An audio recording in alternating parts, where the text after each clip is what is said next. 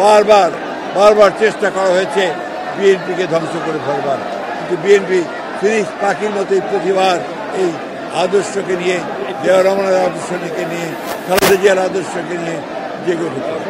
আজকে বিএনপি গত 15 বছর যে সংগ্রাম করেছে গণতন্ত্রের জন্য, তার মধ্যে আমাদের দলের বর্তমান ভারপ্রাপ্ত চেয়ারম্যান যারা তারেক রহমান, তিনি দীর্ঘ 8 বছর এই সংগ্রামের নেতৃত্ব দিয়েছেন নির্বাসিত হয়ে।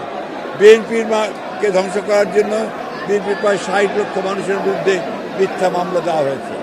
বিএনপির প্রায় 20,000 মানুষকে হত্যা করা হয়েছে। 1700 নেতা কর্মীকে গুম করা হয়েছে, খুন করা হয়েছে, এবং একটা অবিশ্বাস্য রকমের একটা ফ্যাসিজম এখানে প্রতিষ্ঠা করা হয়েছিল। মূল লক্ষ্যই ছিল বিএনপিকে নিশ্চিহ্ন করা।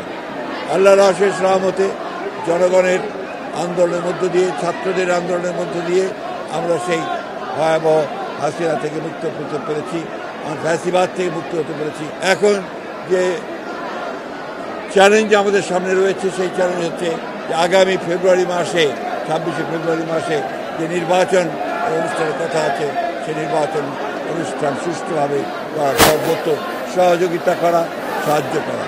যে সংস্কার প্রস্তাবগুলো নিয়ে এসেছিল, সংস্কার যে আপনার কমিটিগুলো, কমিশনগুলো, সেই সংস্কার বিএনপি সর্বাত্মক সহযোগিতা করেছে, এবং বিএনপির 31 দফা কর্মসূচি প্রবর্তনের মধ্যে দিয়ে বাংলাদেশের রাজনীতিতে সম্পূর্ণ আমূল একটি পরিবর্তন আনার ব্যবস্থা করেছে। সমর্থনের মধ্য দিয়ে বিএনপি যদি রাষ্ট্র পরিচালনার দায়িত্ব পায়, তাহলে নিঃসন্দেহে আমাদের নেতা চেয়ারম্যান তারেক রহমানের নেতৃত্বে বাংলাদেশে বিএনপি একদিকে রাজনৈতিক পরিবর্তন ঘটাবে, অন্যদিকে অর্থনৈতিক প্রবৃদ্ধি ঘটাবে, এবং নিঃসন্দেহে বাংলাদেশকে আরও সামনের দিকে এগিয়ে নিয়ে যাবে।